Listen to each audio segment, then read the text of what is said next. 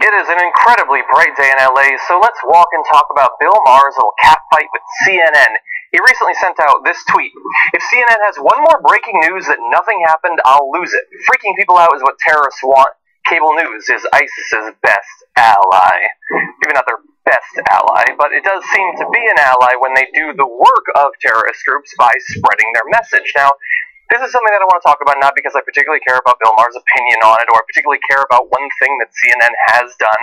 This is really part of a pattern, I think, in terms of the media feeling the need and the responsibility, which they do have, to report on what's going on around the world, whether it has to do with terrorists or something other than terrorists, and then having to place a limit somewhere on what qualifies for your coverage.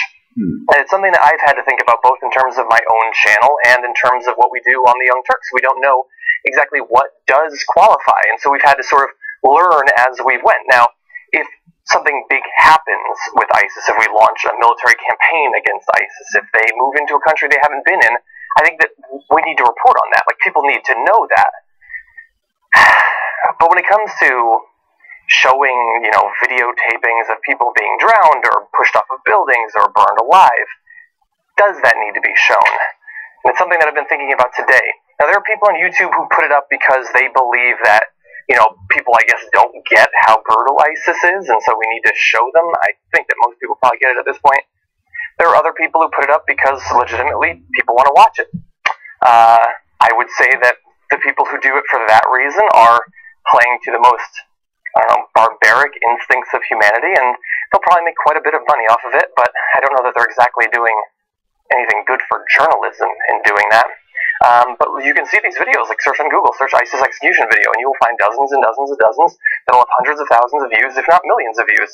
And that's worth a lot of money to these people who use it for that reason. But I refuse to do that. And I do think that at this point we've moved past filming, or showing, I should say, most ISIS execution videos. Because that is legitimately, and pretty obviously, I think that they're pretty clear about it, this is just propaganda for ISIS. And so to spread that for them does seem to be sort of being the PR wing of a terrorist organization. But at the same time, last week, ISIS committed multiple attacks around the world. And then, the day after that, they suddenly attacked multiple military and police outposts in Egypt.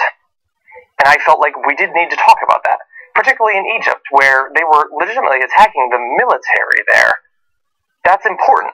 We need to talk about that. And as I said earlier, we have this discussion every day in the Young Turks, and so at this point, I'm just this is a stream of consciousness. I'm just telling you what I think about when choosing which stories to cover, and I am interested in your input.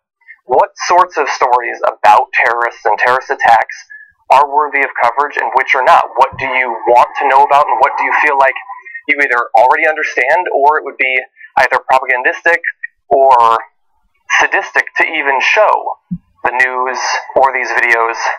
I would really much like your input at this point. So, leave me some comments. You can tweet me at @JIDarola. I would love to know what you think about this. Thanks for walking and talking with me.